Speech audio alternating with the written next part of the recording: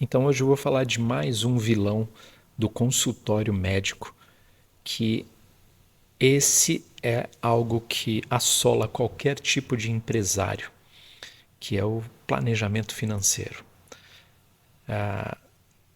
Todas as profissões, mas em especial os médicos, que não têm controle sobre as suas receitas, despesas e investimentos, acabam pagando para trabalhar. Por exemplo, gastar com ferramentas ou serviços que são desnecessários e que não têm retorno claro. E o impacto disso é que você acaba vivendo um estresse financeiro e tem dificuldade de investir no seu negócio, no seu consultório, na sua própria carreira, como em consultorias, cursos, às vezes até livros, né? Mentorias, acompanhamentos de negócios, grupos de negócio, faz com que você acabe ficando estagnado. E acho que o principal a entender sobre o planejamento financeiro é que ele é a base para você construir um consultório sustentável e lucrativo. Mas isso é óbvio, né? Essa é a parte que todo mundo vai falar, Marcelo, eu já sabia disso.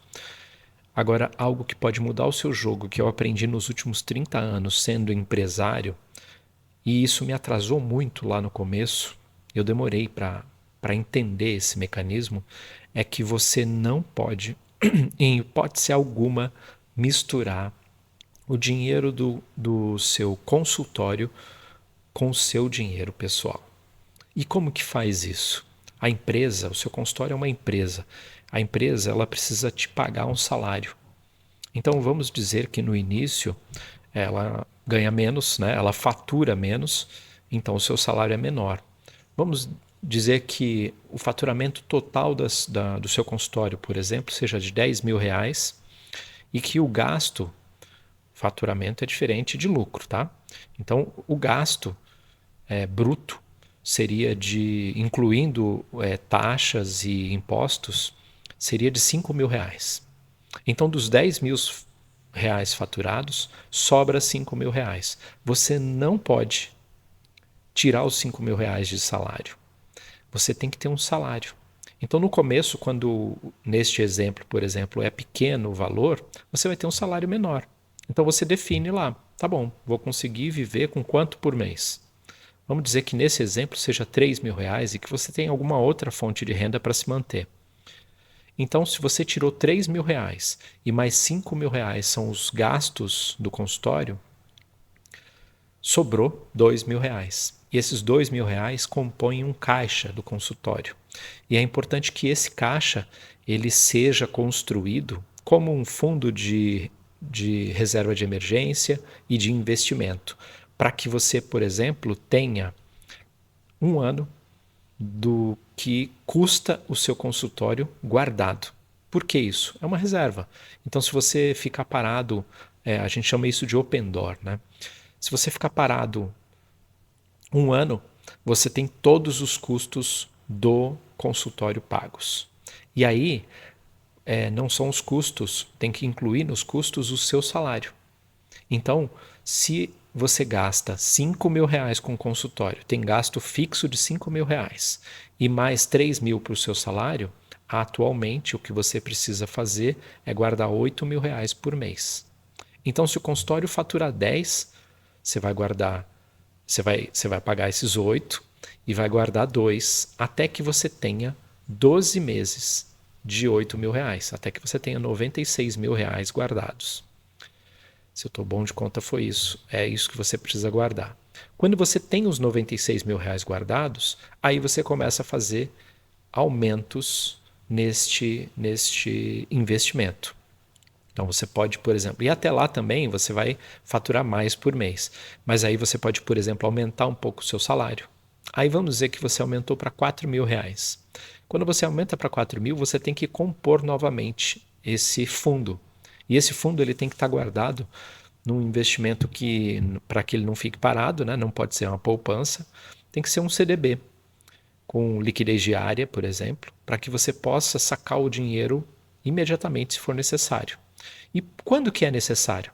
Quando, por exemplo, a gente tem duas mentoradas que disseram que teve uma chuva uma vez e aí elas chegaram no consultório depois do fim de semana da chuva e tinha caído o telhado do consultório, destruído tudo. Numa situação dessa, você precisa ter dinheiro para resolver essas emergências, né? Esses imprevistos. Ou alguém se acidenta, ou você é processado, por exemplo, e você precisa pagar. O ideal para o processo é ter um seguro do CRM, né? Mas o ideal é que você pense nessas situações. Então, o que eu gostaria de deixar rapidamente aqui, que a intenção desse vídeo não é que ele seja grande, o que você precisa saber a respeito deste vilão que é o planejamento financeiro.